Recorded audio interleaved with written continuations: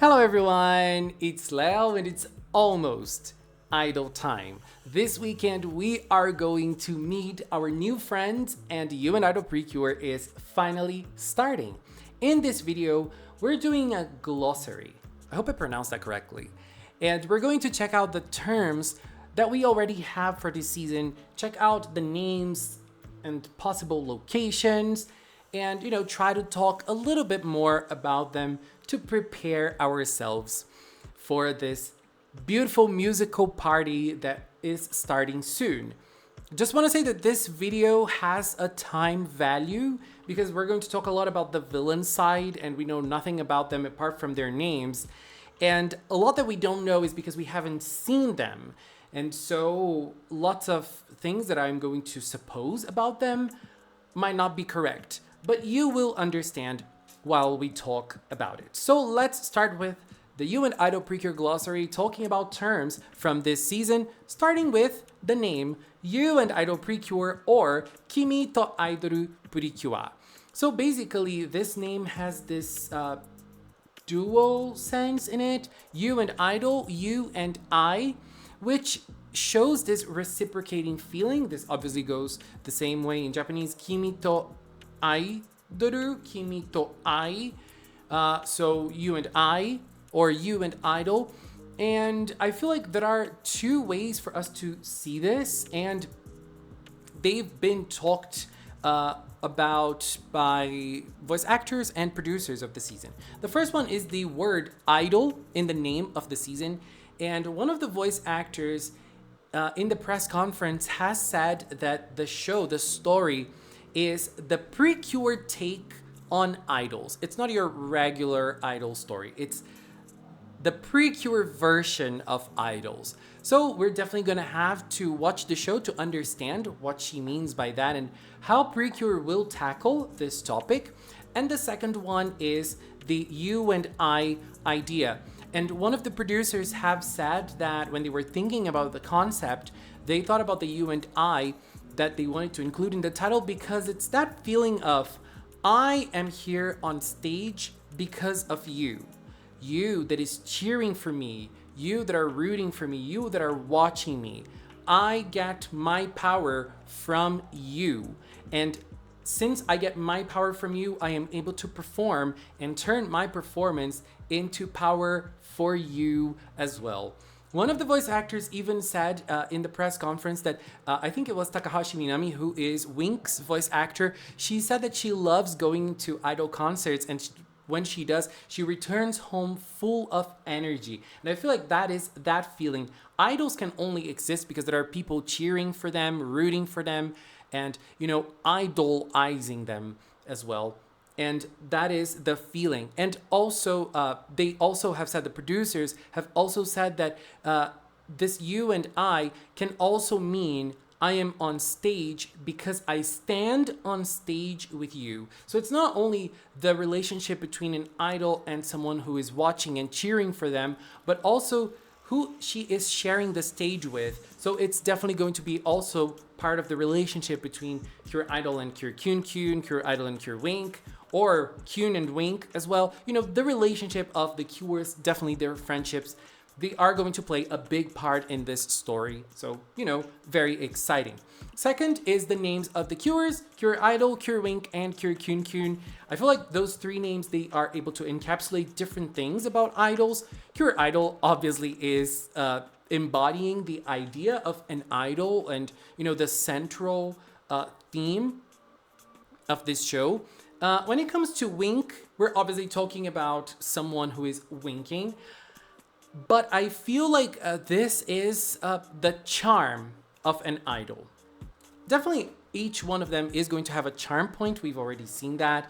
And just to contextualize, Cure Idol's charm point is her idol smile. Cure Wink's charm point is her wink. And Cure Kyun Kyun's charm point is her Kyun pose. We're going to discover that what that is in the show.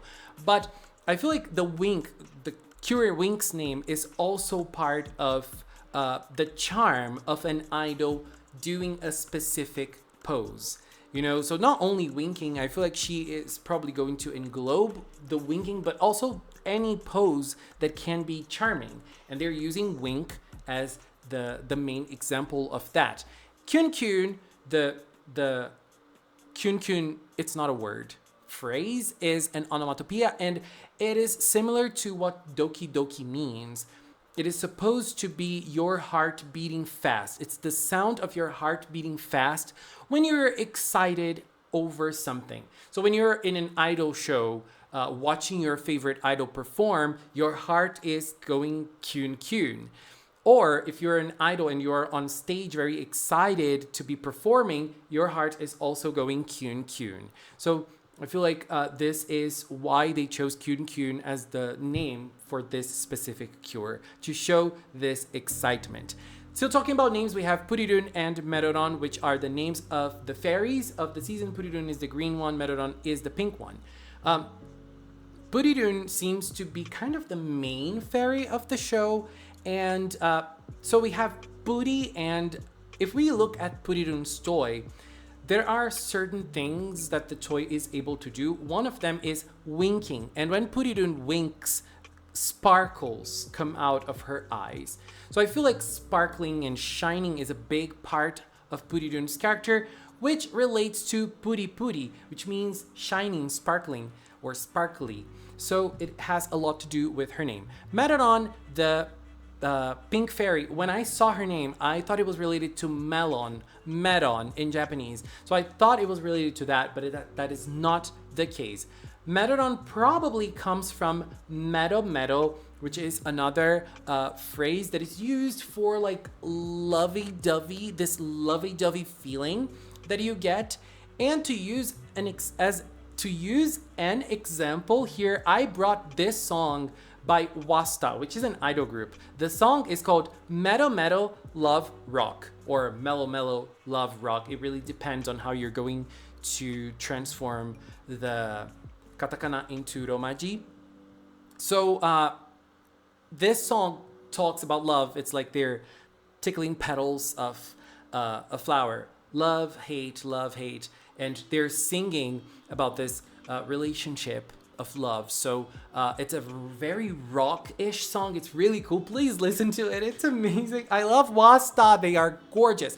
And one interesting thing is that if we go over the scenes of the music video, I feel like they are wearing black and pink clothes, and it kind of gives me a Merodon vibe. The images of this video, like visually, it gives me Merodon. So I wonder, is there a Wasta fan in PreCure production? Because honestly, like, girl, I could see Merodon just like this. Look, the white, the black and pink all over. It's their costumes. Because the wonderful PreCure color scheme is the same as the Wasta color scheme as well.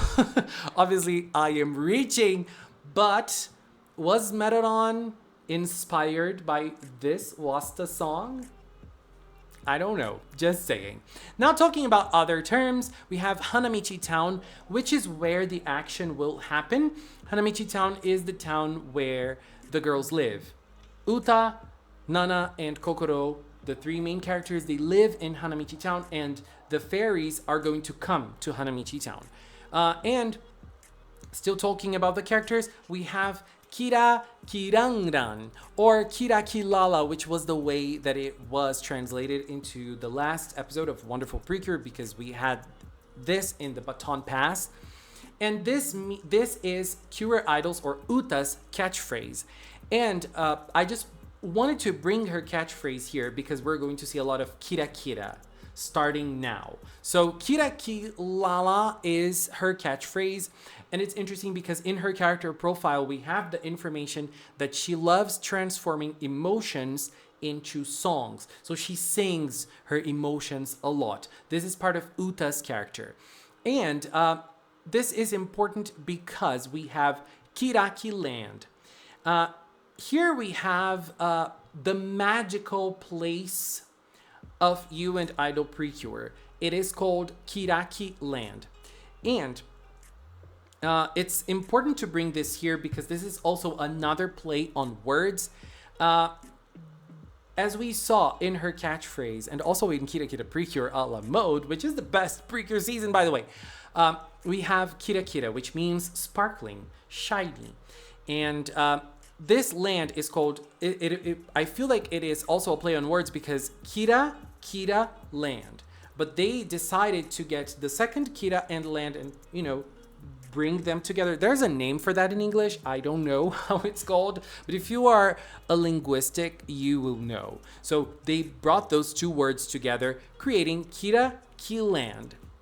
So obviously, it is a land full of sparkles. It is a land full of shine, full of glitter, not glitter force. So this is the magical place where Purirun and Merodon come from. This place is full of darkness now because it has been attacked by the villains.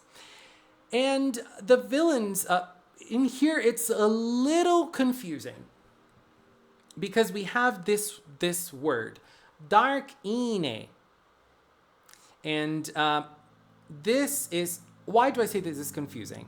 We do not know if Darken is the name of the place that the villains come from, or if it's the name of the leader of the evil group. But what we can gather from this name is dark is dark. Ine in Japanese means cool, nice. And it is also the name of the like button on Instagram in Japan. If you click the like button, it is not called like there, it is called ine. So dark ine. So like darkness, cool, dark, nice. I feel like that is one of the ways that we can interpret this. Or this can also mean a dark like, a dislike, maybe. And I feel like this is kind of the opposite from Kraki Land. Kraki Land is basically a land that is full of sparkles. And Darken is full of darkness. Obviously, a nice darkness. They probably liked darkness. I don't know. But I feel like there is this duality. Cool darkness or maybe a dislike? In a way, this is not how they say dislike in Japanese. But a dark like, I feel like, is also a possible interpretation of this. Still talking about the villains, we have the Chokiri Dan. So when I was talking about the summary for the first episode and certain things, certain details about UN Idol PreCure that we have, I talked about this group calling them Chokiri Gang. Because Dan, this specific kanji here, can mean gang. But we're going to start talking more about it now. I feel like Dan for now is a better usage of the word because we do not know how this is going to go in the translation. Why? So this is the name of the group of villains. And let's focus on the Chokiri. Chokiri in Japanese, while I searched for it, all that I could find is that it means just. Just as in not injustice, as in exactly that specific thing. So I don't know if that's what they were going for. But cho means huge. So maybe they're going for something like huge. And why didn't I bring a translation to Dan here? Why am I not calling them Chokiri Gang at this time? Dan can mean a lot of things, and group is one of them. Gang is another one. But Dan is also used in a scenario of arts. If you, for example, have a theater troupe in Japan, you can call it kageki, which is theater, kageki, Dan. So Dan can mean group or troupe, meaning a performance. For example, have you ever seen Sakura Wars? They have a song that goes like Hashire kosoku no teikoku kagekidan. So kagekidan, and Sakura Wars is an anime or a visual novel or an RPG or a manga, however you want to call it. It's a big franchise in which the members of this troupe are in a group that battles against demons, but they are also, like, during the night they battle against demons, and during the day they are a theater group. So they perform as a theater group. So it's interesting because when they are the name of the song is something Teikoku Kageki Dan. So this Kageki Dan is this performance group, but it's also a force. It's also a force. It's also a group that battles. Lots of different meanings. And another very extremely huge and popular group in Japan is Takarazuka Revue, or Takarazuka Kageki Dan. Takarazuka is a women-only theater troupe in Japan, and they do huge stages, and they perform on stage, and they perform classic stories like Phantom of the Opera, or even like classic Japanese stories like The Rose of Versailles, which is getting an anime movie, by the way, which I'm super hyped. This is a huge classic. So I'm just trying to bring examples of troupes that perform, that also get the dan from chokiri dan. And that is why at the start of the video, I said that this video is time limited, because when we see chokiri dan, we will know what they mean.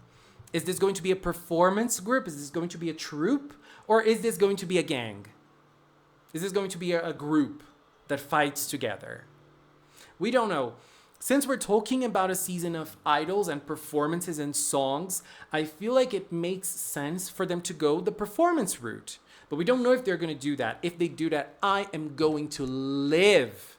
I really want the villains to be connected to the performance theme as well. This is very exciting.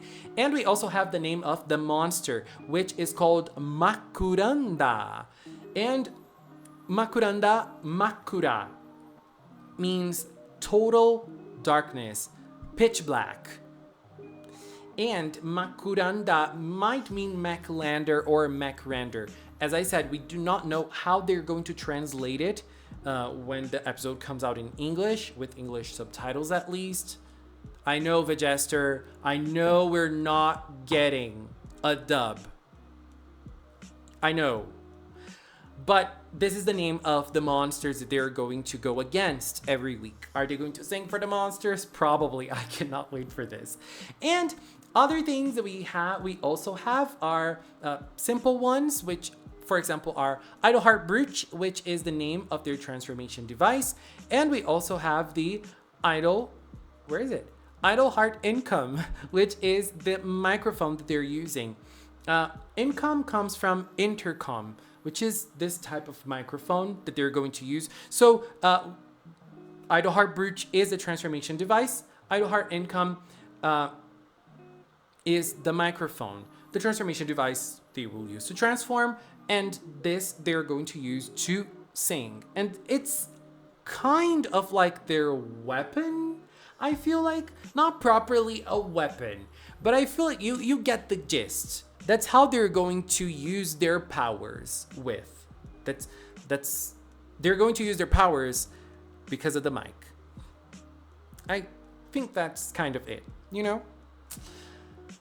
Anyways, this is the first glossary. I mean, we might have more later down the road.